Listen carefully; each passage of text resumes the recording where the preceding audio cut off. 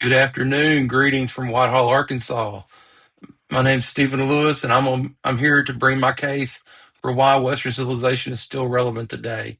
The most persuasive answer is not that the term is flawless or beyond debate. In fact, one reason the concept still matters is that it has been so intensely debated. Western civilization remains relevant because it continues to shape the way many people understand the roots of democracy, constitutional government, Christianity, individual rights, higher education, and the modern nation state. Even when scholars criticize the category, they acknowledge its lasting influence. The issue then is not whether Western civilization is an uncontested label. The issue is whether it still helps explain the institutions, assumptions, and conflicts of the present, and I believe that it does. A useful starting point is Gilbert Allardyce's classic essay, The Rise and Fall of the Western Civilization Course. Allardyce demonstrates that Western civilization was not simply a timeless or self-evident historical reality. Rather, it was developed as a modern intellectual and educational framework, especially in the 20th century. That insight is important because it shows that Western civilization is historically constructed, yet a constructed category is not the same thing as a useless one. If an idea has shaped generations of curriculum, civic education, and cultural self understanding, then it has real historical significance. In that sense, Western civilization remains relevant because it has served as one of the major interpretive frameworks through which Americans and Europeans have understood the past and justified the present. The concept also remains meaningful because scholars continue to trace the intellectual history of the West as a recognizable civilizational idea. Georgios Varoufakis argues that the language of the West developed through a specific historical genealogy and did not simply appear as empty rhetoric.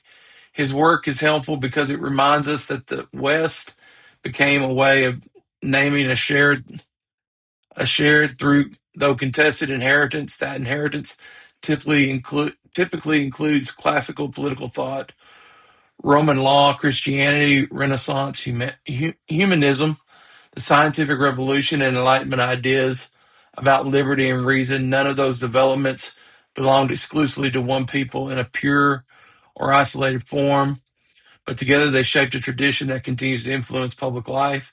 To study Western civilization, then, is to study the formation of ideas and institutions that still matter in contemporary societies.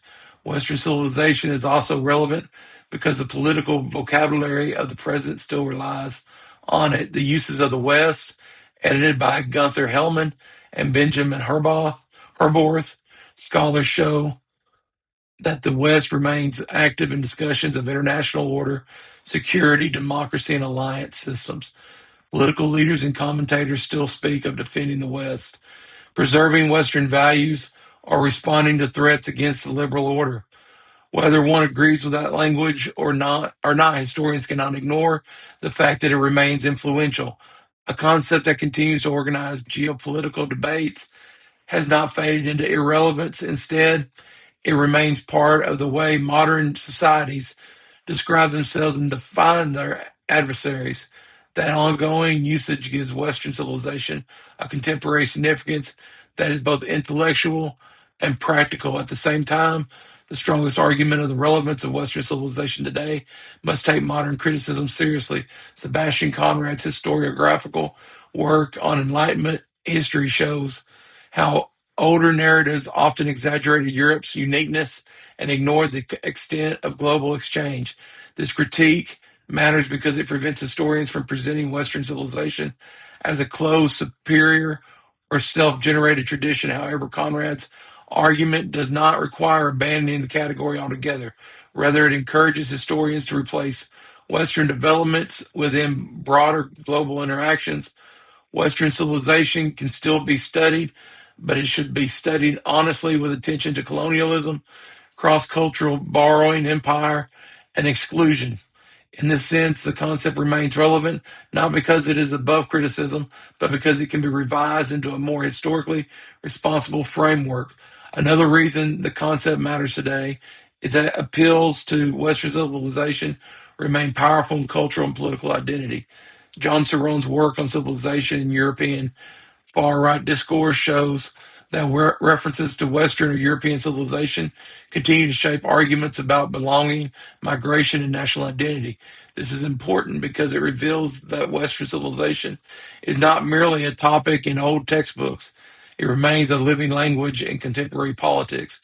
Historians therefore need to understand how the concept is used, who uses it, and to what ends. If modern political movements continue to invoke Western civilization as a way of marking values and boundaries, then the concept remains historically relevant precisely because it is still active in public life. There is also a broader educational reason for its relevance. Students today still live within institutions whose roots are often explained through the history of the West, representative government, constitutionalism, legal traditions, universities, market economies, and certain understandings of rights and citizenship. To say that Western civilization remains relevant is not to deny contributions from other civilizations. Rather, it is to recognize that many of the structures shaping contemporary American and European life emerged through historical tradition, commonly described as Western. Understanding that tradition helps students better grasp both its achievements and its contradictions. It clarifies why certain ideals, such as liberty and equality, became so influential, while also exposing the gap between those ideals and the realities of slavery, imperialism, and exclusion. Ultimately, the concept of Western civilization remains relevant today because it continues to organize historical memory, academic debate, political rhetoric, and civic education. The category is imperfect, but its imperfections are part of why it must still be studied.